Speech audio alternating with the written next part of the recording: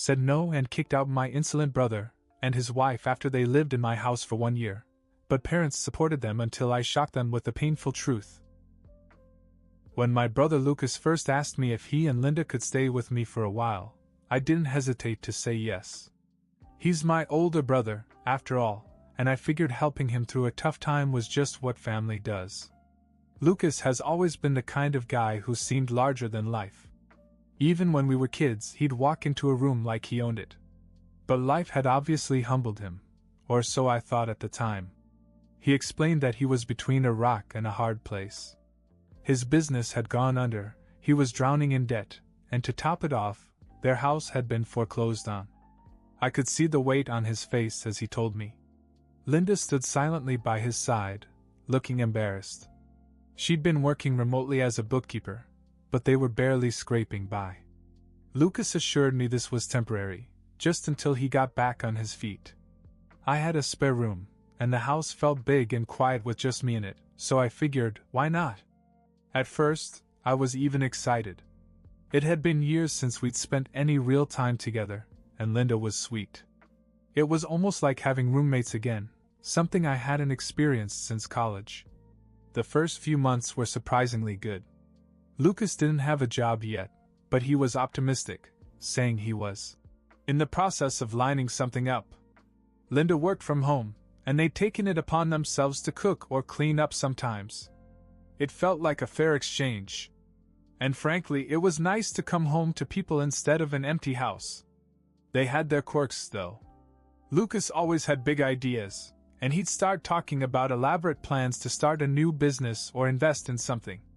He dragged me into late-night brainstorming sessions, tossing around half-baked ideas while I tried to politely bring him back to reality. Linda was quieter, but had a way of subtly hinting that her stay might last longer than expected. Still, I didn't mind too much. That began to change after about 4 months. Lucas was still unemployed and Linda was constantly complaining about her job. They started taking liberties in ways I hadn't expected. My refrigerator was always empty because Lucas had apparently decided that I should stock it for 3 people. Linda rearranged my living room without asking, claiming it had better feng shui. And then there were the arguments, loud, protracted fights about money or who did more around the house. I let it go, thinking it was just a rough patch. But the cracks were beginning to show, and I had no idea how much worse it was going to get. By the 5th month, I was beginning to feel like a guest in my own home. Lucas and Linda had this uncanny ability to take over every inch of the room. It wasn't just a living room, they had gradually spread to every nook and cranny. My garage, which had been relatively organized, had become a storage area for their necessities that they couldn't part with. Boxes of random junk piled up, and I couldn't park my car without squeezing past a mountain of old clothes and broken appliances. The little things I used to overlook were starting to get to me. Lucas would leave dirty dishes in the sink for days, promising to clean them later. Linda had taken to monopolizing the kitchen table for her work during the day, spreading her papers and laptop across the entire surface as if she were running a corporate office.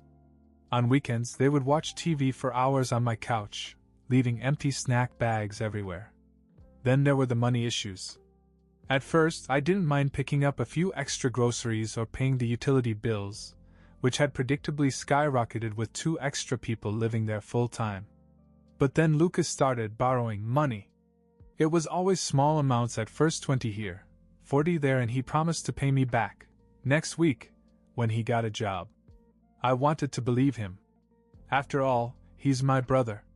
But as the weeks turned into months, it became clear that Lucas wasn't making much of an effort to find work. It wasn't just the money, though. They began to treat the house as if they owned it. Linda took it upon herself to fix things that weren't broken, replacing perfectly good curtains with ones she liked better, rearranging furniture in ways that made no sense, and even painting a wall in the guest room without asking. I came home one day to find her halfway through painting it a strange shade of green. When I asked why, she just shrugged and said she thought it would make the room feel more homey. One night I came home from work exhausted, looking forward to a quiet dinner and some TV. Instead, I walked into what looked like a dinner party. Lucas and Linda had invited their friends over without telling me. The kitchen was a mess of dirty dishes, and they were using my expensive whiskey like it was soda.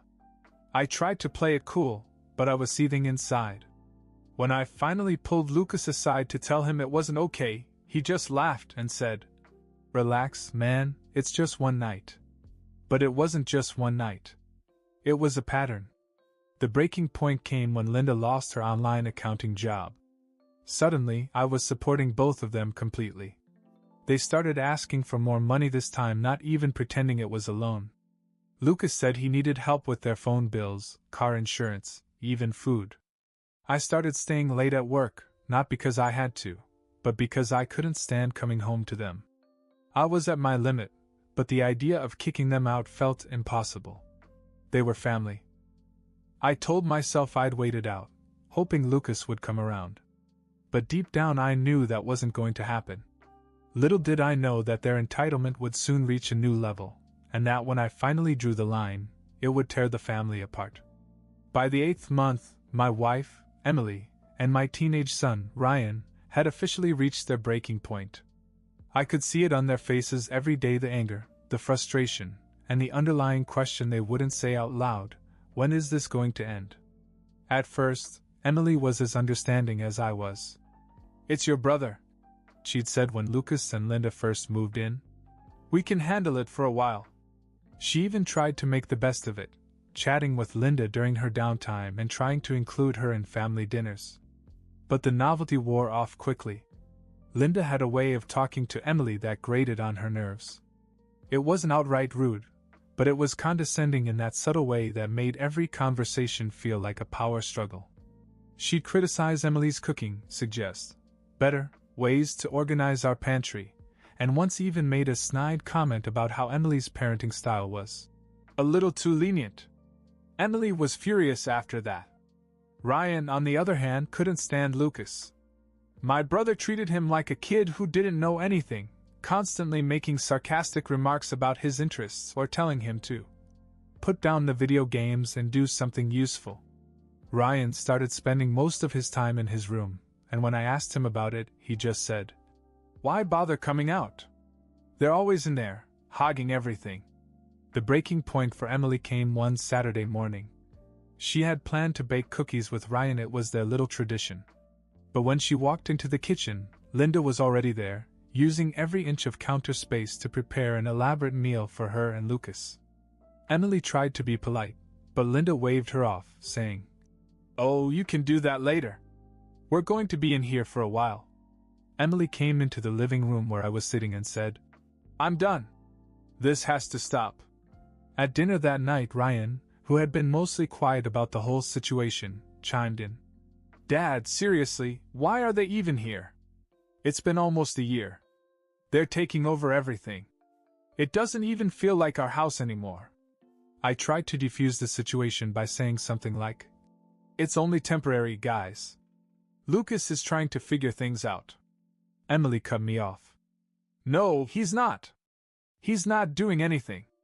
And meanwhile, we're paying for everything, dealing with their drama, and it's like they've forgotten that this isn't their home. They have to go." Ryan nodded. "Yeah, it's not fair to us. You always say that family is important, but what about our family? When are you going to put us first?" Hearing that hit me hard. I had been so focused on not disappointing Lucas that I hadn't realized how much it was costing the people who mattered most to me. I told Emily and Ryan I'd handle it, but the thought of confronting Lucas made my stomach turn. It took me almost a month to work up the nerve. By then, things had gotten worse. Lucas had started asking for cash outright, no promises to pay it back, no excuses, just, "Hey, can you spot me a couple $100?" Linda wasn't much better, acting like I owed them a comfortable lifestyle just because I had one. I decided to give them until Lucas' birthday to get their act together or pack their bags. Little did I know that the fallout would be even worse than I imagined. Lucas' 42nd birthday fell on a Friday. Emily and Ryan weren't exactly in the mood to celebrate, but I decided to keep it low-key, a small dinner at home, just the 5 of us. It felt like the right time to address the elephant in the room. We ate, and Lucas spent most of it talking about some business opportunity he was considering. Linda chimed in, saying they just needed a little more time and support to make it happen. Emily barely touched her food, Ryan didn't say a word, and I sat there stewing. After dinner, I asked Lucas to join me in the living room. Linda tried to join me, but I told her it was just between us. I could tell by the look on her face that she didn't like it. Once we were alone, I didn't sugarcoat it. Lucas, this isn't working anymore. You and Linda have to move out. He blinked at me, stunned. What are you talking about? We're a family. You can't just kick us out. I've been more than patient, I said. It's been a year. You haven't found a job, and Linda isn't working. You're not even trying to help yourselves. I can't carry both of you anymore. Lucas scoffed, leaning back on the couch as if I was the one being unreasonable. So what, you're just going to kick us out on my birthday? Real classy. I've put up with a lot, I said, my voice firm. The money, the fights, the way you've disrespected my home. It's not fair to Emily or Ryan. They've had enough. I've had enough. His face turned red and he began to fire back. You don't get it, do you? I'm struggling, and you act like it's no big deal. What kind of brother are you? I'm the kind of brother who let you live here rent-free for a year. I shot back. The kind who gave you every opportunity to turn things around and you didn't. This isn't about me being cold or selfish, it's about you not taking responsibility. Before Lucas could respond, Linda stormed in, clearly having overheard the conversation. Wow, she said, glaring at me. Just wow. You're kicking us out? After all we've been through? You're heartless. I stood my ground. You have 2 weeks. That's more than enough time to figure something out. Lucas shook his head, mumbled something, and Linda stormed out of the room. I thought that was the end of it, but it wasn't. That night, Emily came up to me and asked how it had gone. When I told her they had 2 weeks, she sighed with relief. Finally, she said. But Lucas and Linda weren't going to make it easy. The 2 weeks I gave Lucas and Linda to move out felt like the longest of my life. They didn't make it easy.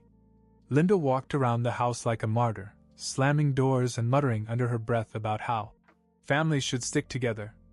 Lucas avoided me entirely, but when he did talk, it was to Emily or Ryan, trying to guilt them. You know, your dad's being a little extreme about this. I overheard him telling Ryan one night. We're a family. Don't you think families should help each other out? Ryan didn't say much, he just nodded politely and walked away, but I could tell it was getting to him. Emily, on the other hand, didn't even pretend to be polite. She kept her distance, but when Linda started nitpicking her cooking again, Emily finally snapped. Maybe you should spend less time complaining and more time packing. That shut Linda up, at least for the moment. The night before they left, Lucas made a big show of sitting us all down for what he called one last family dinner. He insisted on cooking, which was rare. The food was decent, but the atmosphere was tense. Lucas made a speech about how hard things had been for them and how grateful they were for my hospitality, although the way he said it made it sound like he thought I owed it to them. Linda added, I hope you never find yourself in our shoes. It's not as easy as you think. The next morning, they packed up their things, which turned out to be more than I realized, considering how much of my garage they'd taken over and left without much fanfare. Lucas didn't even say goodbye to me, and Linda barely looked at Emily. As they drove away, I felt an overwhelming sense of relief. But that wasn't the end of it, of course. Within days, my parents were calling me nonstop, asking me how I could abandon Lucas and Linda in their time of need. Apparently, Lucas had spun some sob story about how I'd heartlessly kicked them out without warning, and my parents bought it hook, line, and sinker.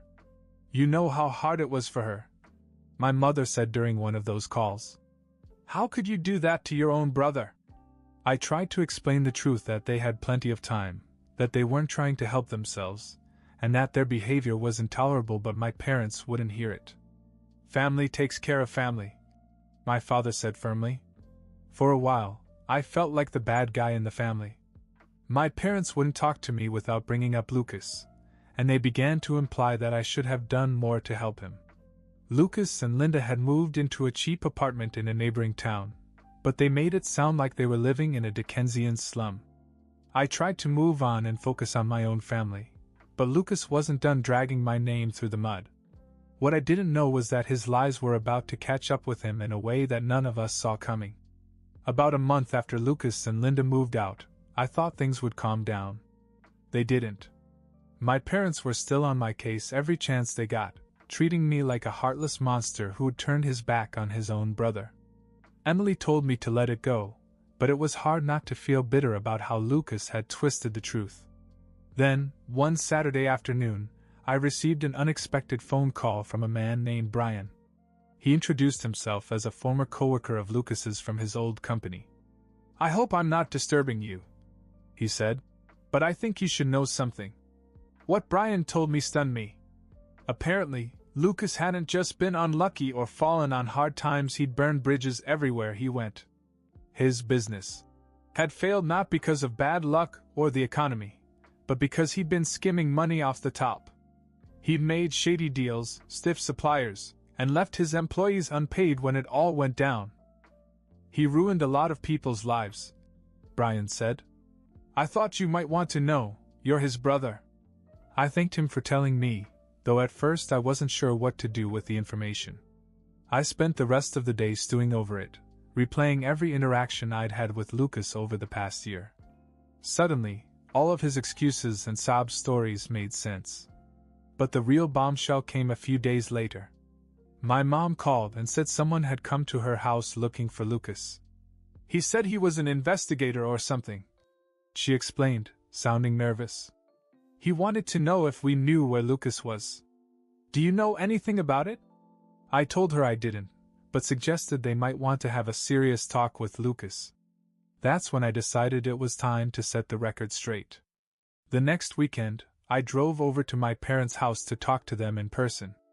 Emily and Ryan stayed home. I wanted to handle this on my own. When I got there, my mom immediately started on me about Lucas again. "You're the only one who could have helped him, but instead you kicked him out." I took a deep breath and laid it all out. I told them everything: how Lucas and Linda had treated my house like their personal playground, how they'd refused to help themselves, and finally, what Brian had told me about Lucas's business dealings. At first they didn't believe me. My dad even said, "That doesn't sound like Lucas." But then I showed them the messages I'd received from Brian, detailing everything Lucas had done. Their faces turned pale. "I didn't want to do this," I said, "but you're blaming me for something that wasn't my fault. Lucas isn't some innocent victim. He used everyone around him, including me." My mother was silent for a long time, but my father finally spoke. "If this is true, then Lucas has a lot to answer for." That was the beginning of the end for Lucas and Linda's family. It didn't take long for everything to fall apart for Lucas and Linda. When my parents confronted him with what I had told them, he didn't even try to deny it. Instead, he doubled down and blamed everyone else for his failures. "You don't know what it's like to be me," he yelled, according to my father. "No one helped me when I needed it." That was the last straw for my parents. They'd supported him emotionally, financially, and defended him against me for months, and now they saw the truth. Lucas wasn't a victim, he was just entitled. Word spread quickly through the family. Once my parents told the truth about Lucas' shady business dealings and how he manipulated everyone, no one wanted anything to do with him or Linda. A cousin who had loaned Lucas money years ago called me and said, "I always thought there was something wrong with him. Thank you for telling us." One by one, everyone distanced themselves from him. Lucas and Linda became pariahs. Even the friends they'd once invited to my house stopped returning their calls. They were stuck in their dingy apartment, no longer able to count on anyone's goodwill. As for me, things got better almost immediately. My parents apologized sincerely for not believing me sooner. My mother even came over with a home-cooked meal, something she hadn't done in years. "We're proud of you," she said, "for standing up for yourself and your family." Hearing that felt like a weight lifted off my chest. Emily and Ryan were thriving as well. Without the constant tension in the house, our family felt closer than ever. Ryan spent more time with us, and Emily and I even began planning a long overdue family vacation. One night, as we sat on the back porch watching the sunset, Emily turned to me and said, "You did the right thing. It may have been hard, but you stood up for us." And she was right. For a long time I'd felt guilty about asking Lucas and Linda to leave, but now I realized it was necessary for my sanity, for my family, and even for Lucas. He needed to face the consequences of his actions, even if it meant losing everyone. The last I heard, Lucas was working odd jobs and trying to keep a low profile. Linda had left him, apparently fed up with the life they'd ended up living. A part of me felt sorry for him, but only a small part. As for me, I've never felt more at peace. My house is mine again, my family is happy, and I've learned an important lesson: family is important, but so is knowing when to say enough is enough. About 6 months after everything settled down, I was in the grocery store getting some things for dinner when I spotted Lucas. He was standing in the frozen food aisle, staring at a rack of microwave dinners. He looked different. His clothes were wrinkled, his hair was unkempt, and there was a weariness in his posture that I hadn't seen before. He saw me before I could turn around. For a moment I thought he might walk over, but instead he just nodded an awkward, almost apologetic gesture. I nodded back, not sure what else to do. As I walked away, I felt a strange mix of emotions: pity, sadness, and perhaps a tiny bit of satisfaction. I didn't wish him any harm, but it was clear that he had finally been forced to face the consequences of his actions. This encounter stayed with me for a while, but I didn't dwell on it. My life was good now, and I wasn't going to let Lucas pull me back into his orbit. Whatever happened to him next was out of my hands. Some doors are better left shut.